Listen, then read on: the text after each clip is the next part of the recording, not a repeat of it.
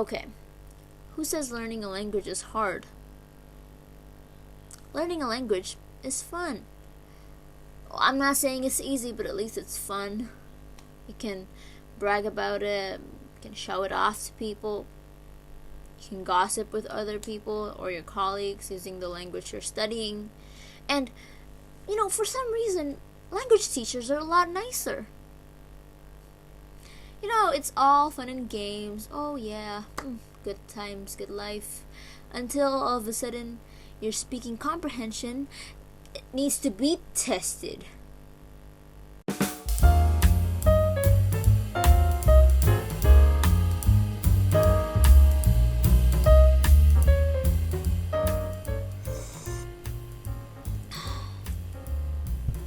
Hello everyone, my name is ALiya Nafisah and I love learning languages.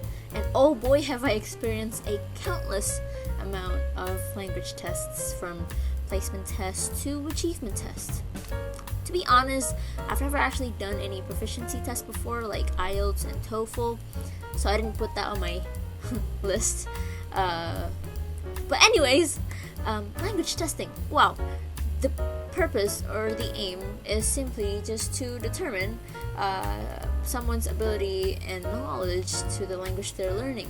Regardless of whatever language you're studying, you can never, never escape from these 4 language skills that are writing, speaking, reading, and listening. All 4 skills have their own characteristics and ways of testing, but in this video I will be explaining all about speaking tests and a glimpse of my take on how I will conduct the speaking test as a future educator.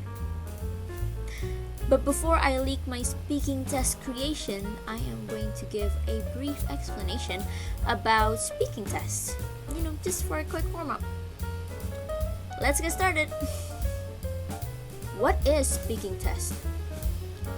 Speaking, for me personally, it is a way for us to communicate with other people. Especially in a language, it is crucial for the speaker to be able to speak the language well, so that we can distinguish how something is correctly pronounced, for example, and it is basically a day-to-day activity that you can never run away from. Because through speaking, you can give and receive information to other people. As for speaking tests, it is a test to measure students' comprehension and ability to share and express their thoughts and ideas, exchanging information, giving opinions and suggestions, or expressing their feelings, but they do it orally.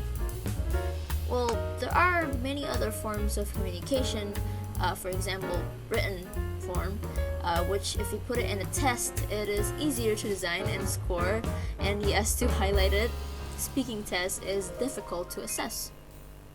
The main purpose of speaking tests is to identify students' progress on their oral proficiency, and you can use speaking tests to place students into grades or levels based on how well their language proficiency is. So yeah, those are the main purpose, and those are actually the brief explanation about speaking tests. Conducting speaking tests. So there is a reason as to why I chose this skill rather than the other 3. It's because speaking tests is not seen as important as writing and reading tests. Well, yeah, I know, because I'm also a student and I don't want to be pressured, and I find that speaking test is a little intimidating, and we rely more and we like writing and reading tests more because it's just right or wrong answer, true or false, multiple choices, or you're writing essays, which frankly it is easier for us but it's not, when in fact speaking is a necessary skill to learn and cannot be underestimated, especially speaking tests, because it's very important to test your speaking skill. Okay, as for creating the speaking test, I am going to combine 2 types of speaking task. The first one is giving instructions or direction, and the other one is role playing. The first speaking task is giving instructions or direction, and how I'm going to conduct this test is that I need the student to pick between two cards that has instruction or direction written on it.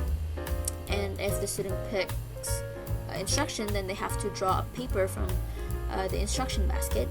And the instructions, for example, is on how to cook instant noodles.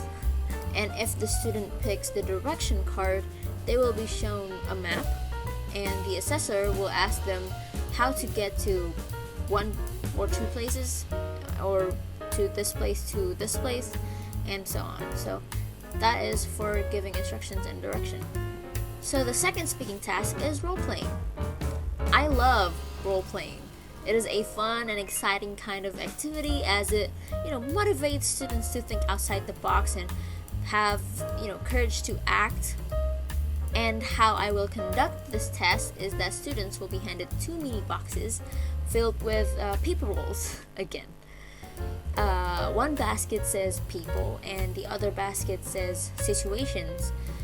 An example for people, it can be the president, the queen, the king, pizza chef, millionaire, ice cream man, a teacher, and many other. And the example for situations, it can be checking for a hotel, or at the grocery shop, or at an office, or at the police station, for example. So yeah, students will pick one paper from each boxes. For example, student A picks one paper from the people box, and it says the queen, for example.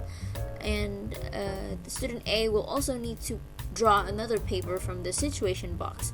And for example, it says at the office. So student A will have to act as the queen in the office, at the office. So that is how I will conduct the role playing. Evaluating and scoring. From the two speaking tests, I am evaluating on their pronunciation, grammar or accuracy, vocabulary, fluency, and comprehension. Pronunciation measures the student's ability to speak the correct phonetics from the language.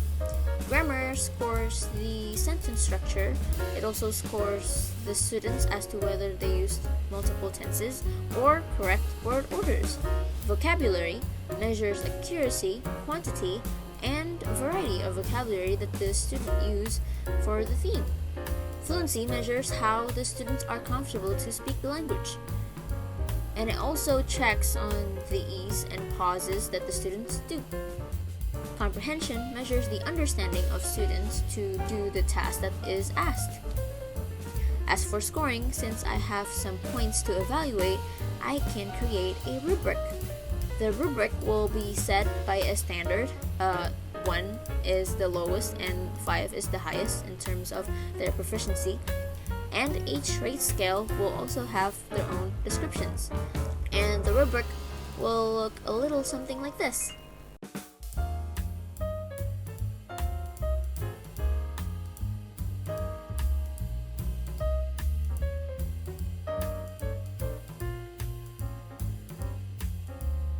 And from the two tasks, I'm going to score them one by one, and then after that, I'm going to combine them together, and that is the student's final score. So that was my take on how I will create the speaking test. And it also concludes our video. I hope this video is good enough and helpful enough so that it can be scored accordingly by my lecturer. So thank you so much for watching.